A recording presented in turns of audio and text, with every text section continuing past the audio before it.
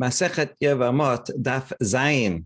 We are continuing our journey to figure out why we need this derasha of the word aleha. We have Yibbum, which is a positive commandment, and the prohibition against marrying two sisters, a negative prohibition. And so we learned that the word aleha teaches that the negative prohibition overrides and you do not perform Yibbum in this case and in all other cases where Yibbum would lead to arayot.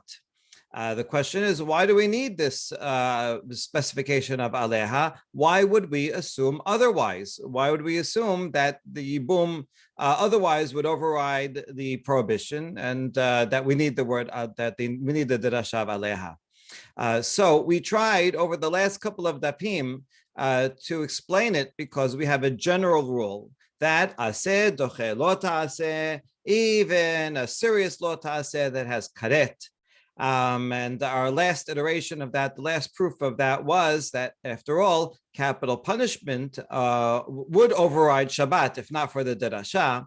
And so that proves that positive overrides negative, and that's why we need aleha to say, no, in this case, the negative overrides positive. That was our last attempt. And in that attempt, we brought a midrash that had three back and forths.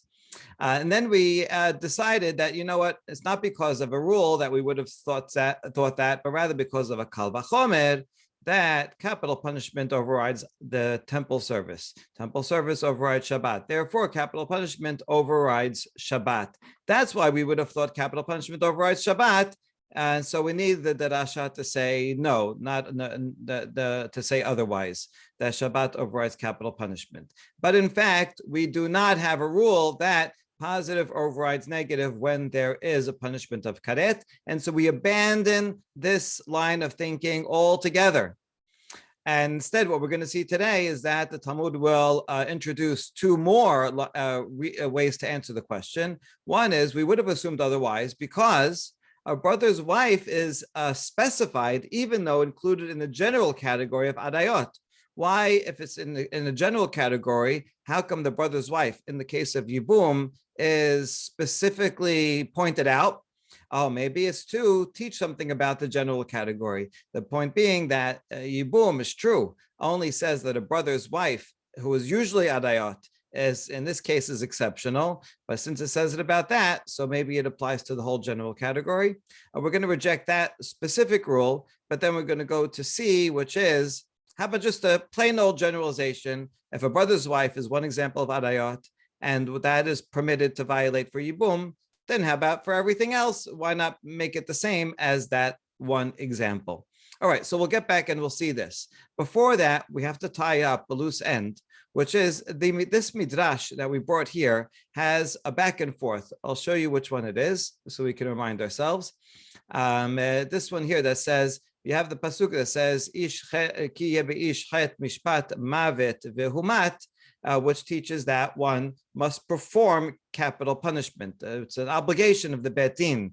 And we're not sure, is that on Chol or Shabbat? Well, you have the other pasuk that says you can't violate Shabbat. So perhaps that means in other melachot, but a bet din is allowed. So, and right now we think that capital punishment overrides Shabbat. But then we say, wait, maybe not.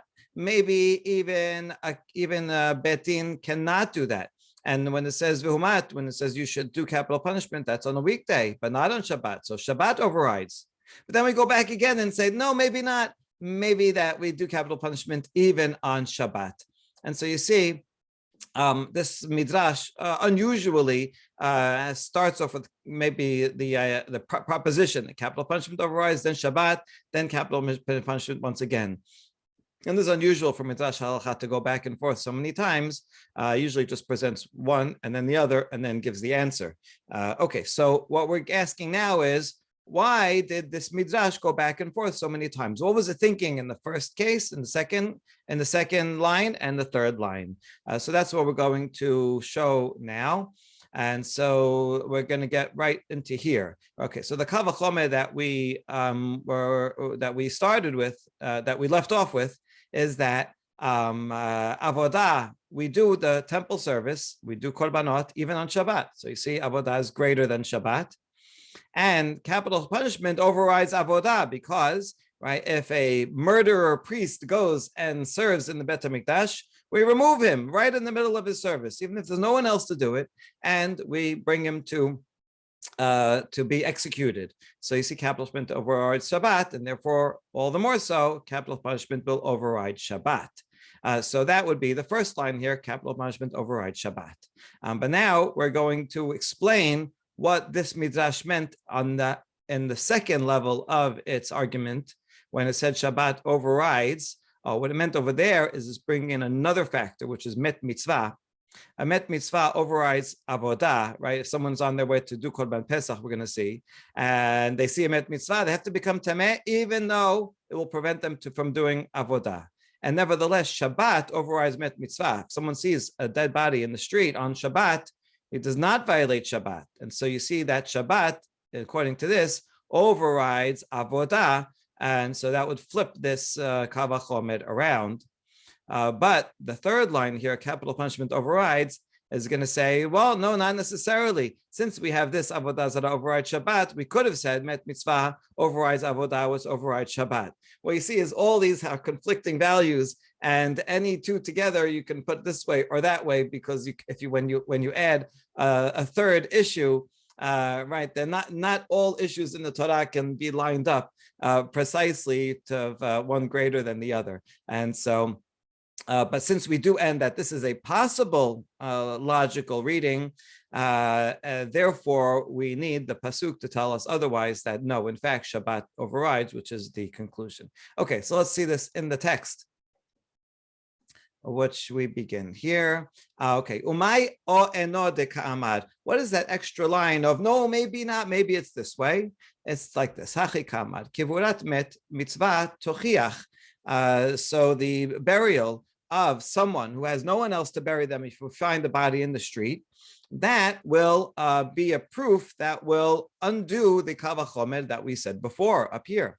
Shedoche et avodah ve'en doche et Shabbat, because after all, met mitzvah overrides avodah and does not override Shabbat. Hadar amar. But then we say, no, it's not true. Kivurat met mitzvah tidche Shabbat VaHomer. Burial of met mitzvah should in fact override Shabbat from a VaHomer. What's the VaHomer? Uma avodah shehi docha Shabbat. Kivurat met mitzvah doche ota. The temple service that overrides Shabbat, because we do temple service on Shabbat, and yet kivurat met, burying dead, overrides avodah. How do we know that burying the dead overrides temple service? From the words mi vela'ahoto. This word appears regarding a Nazir. Regarding a Nazir, it says he may not become tameh to anyone. And then it specifies, for his father, mother, brother, sister. Now the Midrash wonders, why do you have to specify all these different relations? You just said he may not become tameh at all. So you don't have to say any of these people. And so we learn from each of these people something else, somewhere else that derives each thing. From the words for his sister, which would be unnecessary, we learn that in Nazir can become tameh for his sister, even if he's going to make Korban Pesach, right? So he's a Nazir going to make Korban Pesach. Nevertheless, he becomes tameh for a met mitzvah. Okay, has nothing to do with sister, but just an extra word that teaches us this law. So now we know that, yes, in fact, met mitzvah overrides avodah. And that, Shabbat, and yet Shabbat is overridden by avodah, and odin kivurat met mitzvah doche ota. So all the more so, kivurat met mitzvah would override even Shabbat. And so that's what I would have thought here. Met mitzvah overrides avodah, which overrides Shabbat. And so I would think based on that capital punishment overrides everything, overrides Shabbat. And that's why I need the final pasuk of lo teva'aru. No, do not do capital punishment, not even on Shabbat. Okay, so this explains the 3 steps of the Midrash. Assuming that it's all dealing with the VaHomer. But now we're going to go back one step. ולמאי דסליקא דעתא מקרא דעתעשה ודעכה לא תעשה, מאי אינו אומר דקאמר. When we first read that baraita, the whole reason that we brought in this midrash was to prove that capital punishment overrides Shabbat, because this is an example of and a source for the idea that the rule that a positive overrides a negative commandment even when there is karet. So that we were assuming that in that reading that we had originally, before we undid it with the VaHomer reading, what were the three stages of argumentation that we went back and forth? What was that extra eno omer? So we explained, Hachi ka'amar, Mani mekayem mechal aleha mot yumat, bishar melachot, chus mimitat betin. אבל מיתת בית-דין דחה שבת, תעשה ודחה לא תעשה. Why do we need the pasuk to tell me that one who violates Shabbat will be punished? Maybe that's referring to other issues and not a beit-din. But when a beit-din wants to do capital punishment, then that overrides, because a positive overrides a negative. That's what we were trying to prove. But then we said, no, maybe not. Man,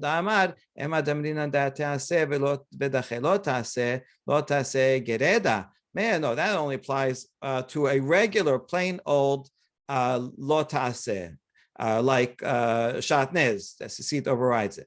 Lo taseh shbo karet, mishamat le'edache. But if it has karet, the lo taseh, do we ever have a rule that they would override it? So that this is now the opposite, saying, no, it should not be so. But then the third level of argument says, no, even there, even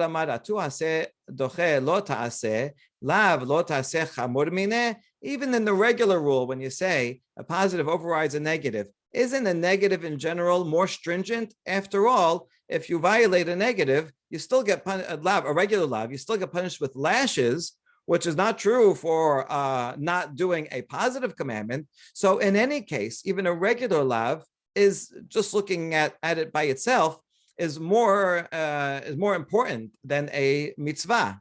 And nevertheless, the rule is that an aseh will override the lo taseh, even though the lo taseh has a punishment of lashes. So mali chumrad zuta, mali chumrad rabba. So what's the difference if it's a more minor lav or a more stringent lo taseh?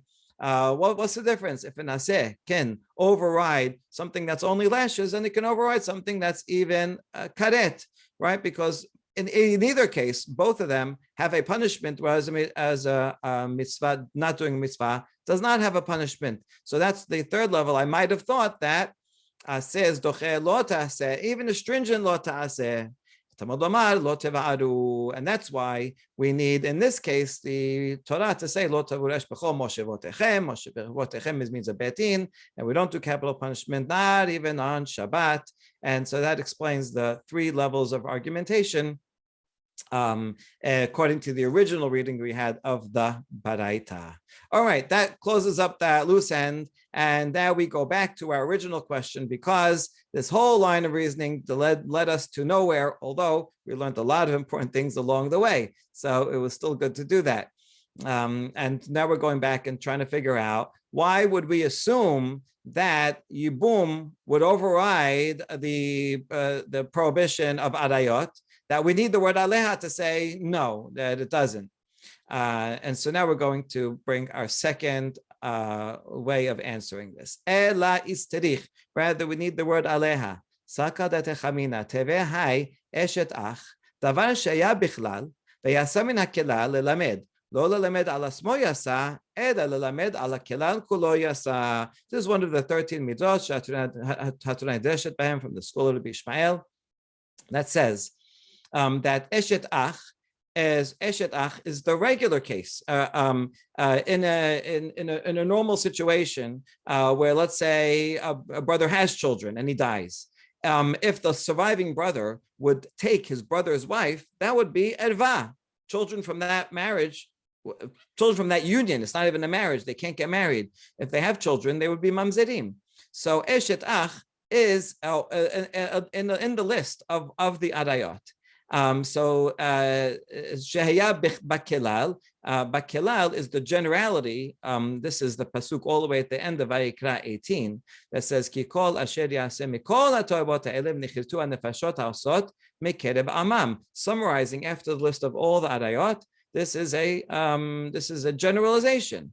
And so Eshet Ach, which was included in that generalization, Haya Beklal, and yet it comes out of the generalization where, in the case of Yibbum, because the case of Yibbum is itself overriding Eshet Ach. The case of Yibbum says, if the brother dies without children, then even though the Yevamot is a brother's wife, and therefore technically in Adva, the law of Yibbum says that we override the law of Adva. So Yatsa min hakelal, and specifies that one case, Eshet Ach, is permitted.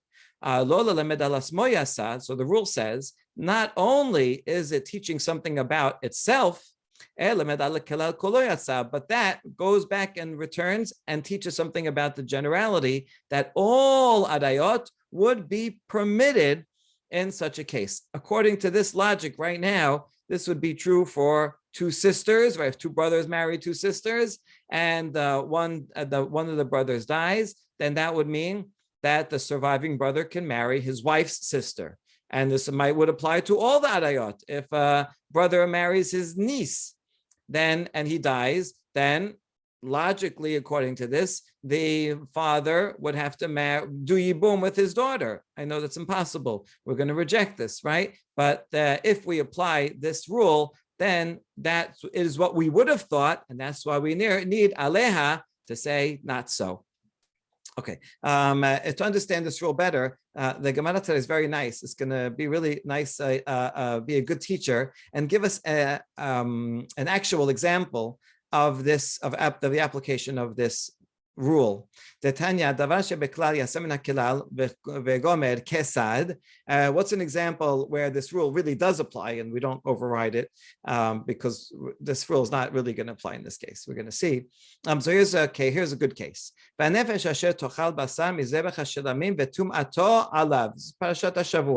It says someone eats from the flesh of a sacrifice that's a shelamim while he's tameh, that person will get karet. Okay, so eating from a shelamim, one gets karet.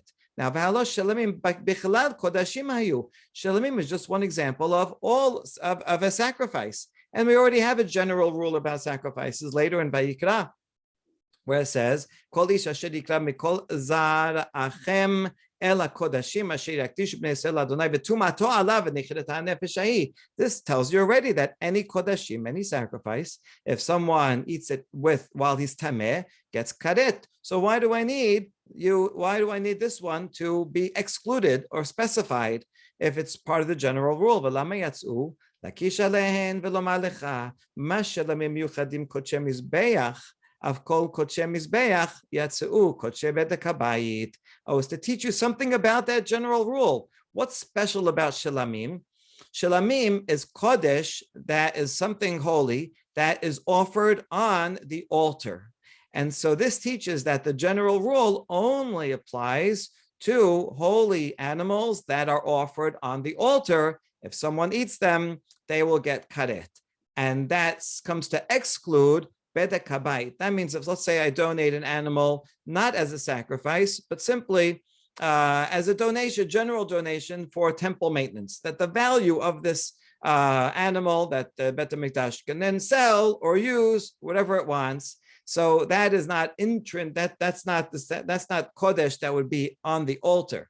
If someone would go and eat that animal, they would not get karet. So from the general rule does not distinguish between what type of kodesh it is. And so I only know from shelamim. So I say, why was shelamim specified, if it's part of the general rule, to teach me something not only about shelamim, I know that already, but rather to teach me something about the general rule. So that's a good classic example of applying this midrashic rule.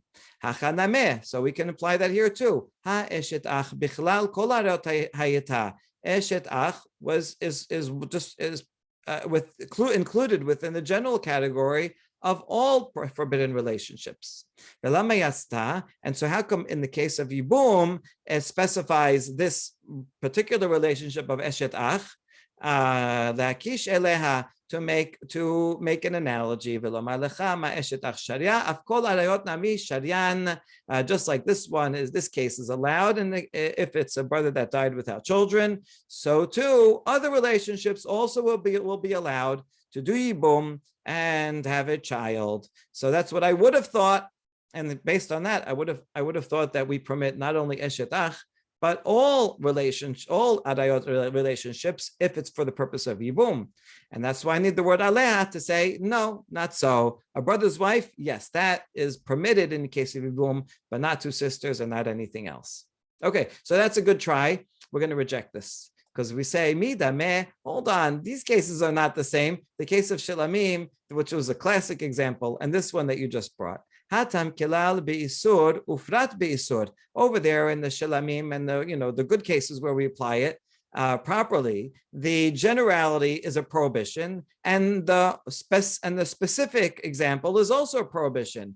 All right, it was telling me that both all kodashim one cannot eat as karet, and also Shilamim one cannot eat as karet. So it was giving something that both of them were prohibitions. And so you say, why does he have to tell me the prohibition regarding the specific example and the generality? Oh, it's to tell you something about the generality. That makes sense. But in this case, the general category says these are all prohibited, all these laws of incestual relationships. And then the one that is specified actually is a permission that you are allowed to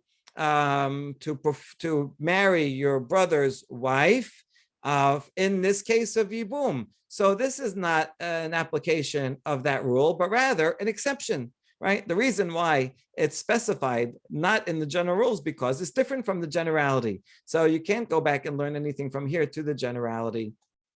You know what? If you want to compare it to something, it would actually be better. It would better fit into the following rule, and this rule then would not teach anything about the generality. This is more like something that, yes, it was a part of the general category, but it was specified in order to teach something new. If you teach something new about the specific thing, you cannot go and return it to the general category and continue the analogy between them unless the pasuk specifically says, oh, and this, even though we excluded it, it also is in fact part of the general category. If it goes back and includes it again, then you can say, all right, fine, it's included for all other things except whatever it's excluded for. So this ours would be more like this case. Let's see a classic example of this case, of this rule, and then we'll see that how it applies to our case. Yibbum. Tanya. דבר שהיה בכלל ויעשה לידון בדבר חדש, אי אתה רשאי להחזירו לכללו עד שיחזירנו לך כתוב בפירוש. Good. So this is the general rule. כיצד ושחט את הכבש במקום אשר ישחט את החטאת ואת העולה במקום הקודש, כי כחטאת האשם הוא לכהן.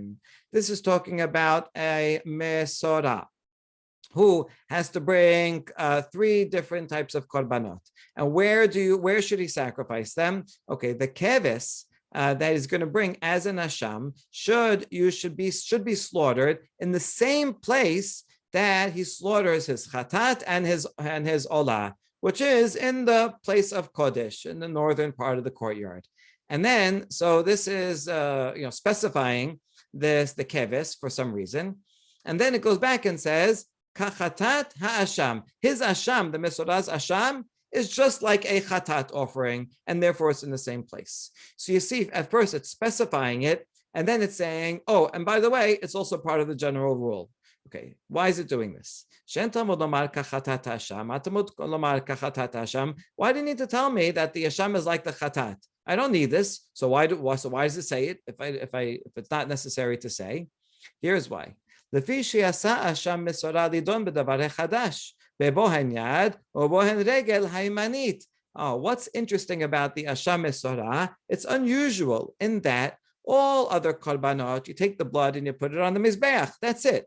But the Asha Mesorah, you have to take some of the blood and put it on his thumb of his right hand and the big toe of his right foot. And so, so since this is exceptional, it's a general category of a korban, but it's yatsa. It leaves the generalization in that the Torah says you put the blood on his thumb, on his thumbs and his toe, on his thumb and his toe.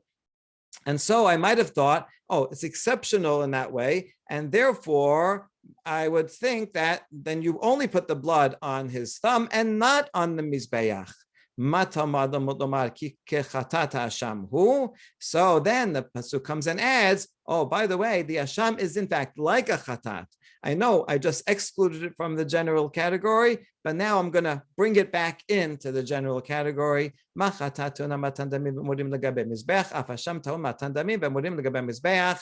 fact, this is the same. Not only do I put the blood on his thumb and his toe, but I also have to put the blood on them and the other innards on the Mizbeach.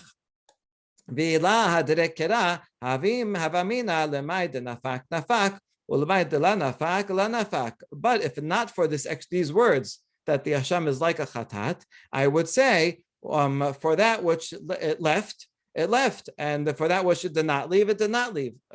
Point being, a little hard to read these words, but the idea is that if it did not re-include it into the generalization, then I would in fact not put the blood on the Mizbeach. Okay, so I only put the blood on the Mizbeach because it was the Mesorah's Asham was part of the general category, but then I brought it as an exception. So I have to reintroduce it into the general category in order to teach me that although it's exceptional, that we put it on his thumb and his toe, nevertheless, it's also part of the generalization. So that's a classic example. Now,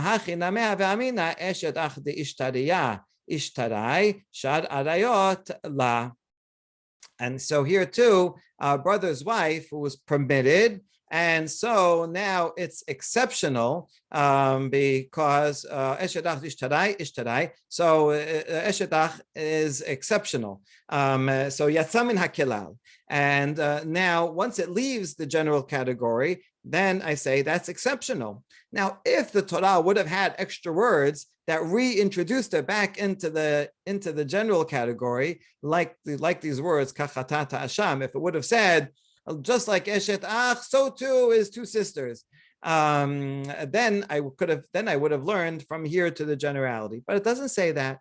Since this is simply exceptional, that rule that we just said does not apply, and only eshet ach is permitted. Bashad arayot la, bashad other arayot, I cannot assume that they would be permitted just because Yibbum is allowed in eshet ach, and therefore we abandon B. It was a good try, right? We tried to say that this is like something that is specified and teaches about the general category, but in fact, it's really like something that's specified and leaves the general category altogether and is never reintroduced back into the general category. So the point is simply that a brother's wife is exceptional, and there's no reason to think that that would be the same as the general category. Okay, so those technical rules do not apply. But now we're going to try one last rule, which will be successful, at least for today. Ela, tete bememasinu me'eshet ach. Okay, memasinu is another exegetical rule that is a simple generalization. So whenever you have one law that applies to one issue, and if there are other issues that are analogous to that first one, then we can assume that the law applies to all of them, which we do often. So memasinu is a nice, good general rule saying that the Torah said it in one place, but we generalize it to other places. Ma eshetach meyabema, afachot isha tityabem. Right, very easy, very simple. Just like you can perform Yibbum even with a brother's wife, which normally would be ada erva, and yet Yibbum overrides it, so too, I would think you're also a wife's sister that you could do Yibbum, because why not? This is alehayot, but Yibbum overrides them. Good. And that's why I need the word, that's why I need the derasha of aleha to tell me no. Now we say, midame, no, it's not the same. Hatam, had isura. In the case of eshet ach, this is a regular case where it's not two brothers married, two women that are not related. In that case, if one should have to do Yibbum, he would be violating only one prohibition, that of a eshet ach. It's his brother's wife. But if it's two brothers marrying two sisters, then in fact he would have to violate two different prohibitions, because the Yevamot would be not only his brother's wife, but also his wife's sister. So fine, you can violate one prohibition, but that doesn't mean you can violate two prohibitions. It's not the same. You can't use memasinu. No, maybe you still could. Because we could apply another rule. The other rule says once something is permitted, it's permitted, right? So in other words, once the Torah says you're allowed to do it and even override one prohibition, then you can override two prohibitions because the Torah says it's allowed. Good. Now, where do we see this rule? We will now illustrate this, the source of this rule, that once permission is given, permission is given. In other words, once the Torah says you can violate one prohibition, you can override it for one reason, so we apply that also to two prohibitions. What's the source of this rule? Okay,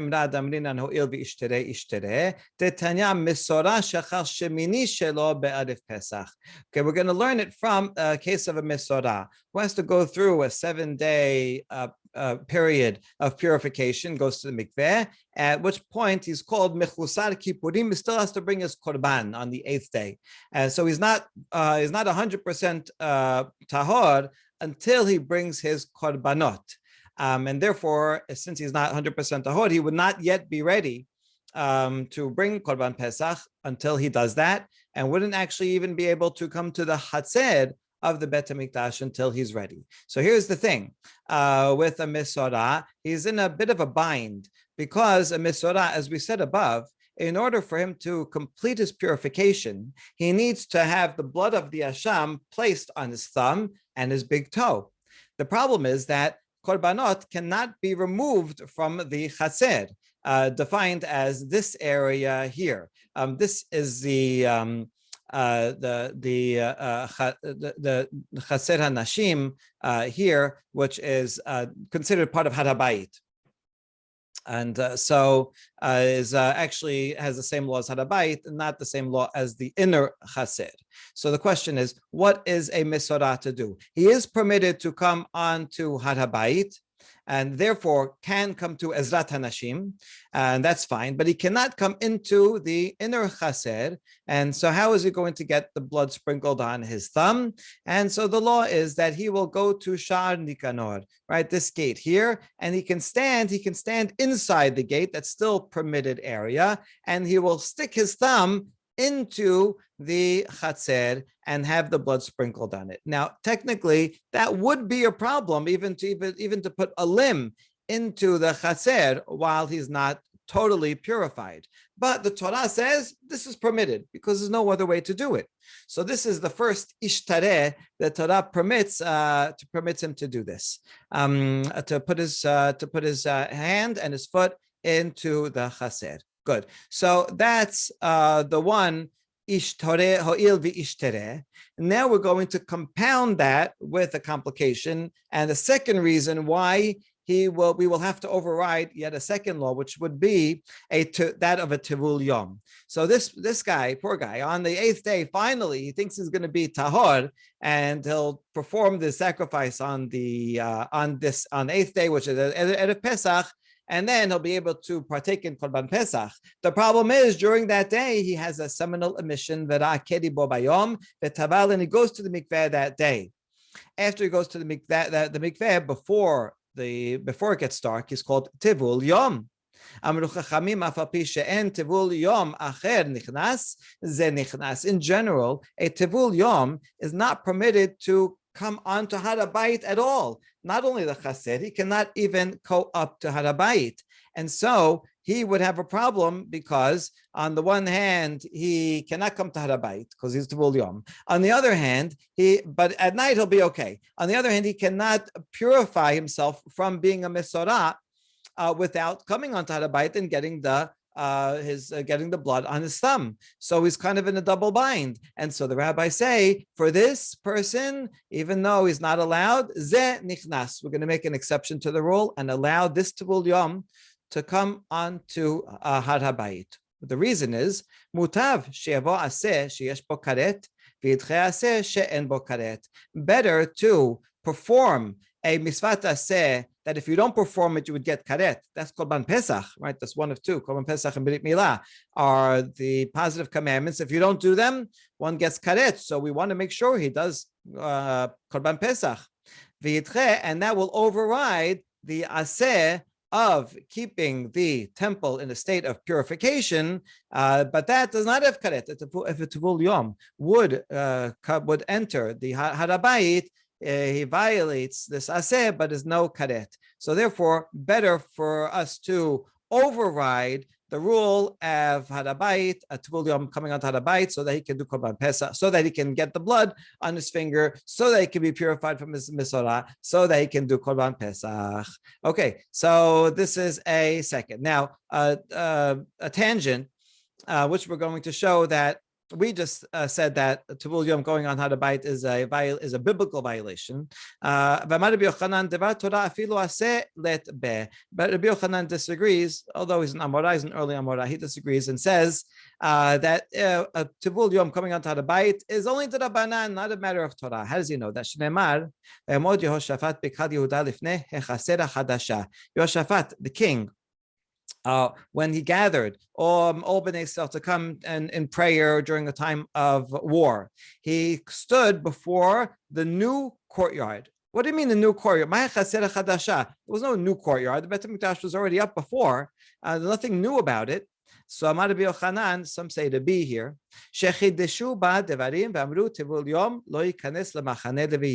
No, it's not a new courtyard, but rather they made a new law in his generation, and they said a law midrabanan, a Tevul Yom cannot come onto Machane Leviyah. Machane Leviyah is equivalent to Har HaBayit, and so this law is only midrabanan.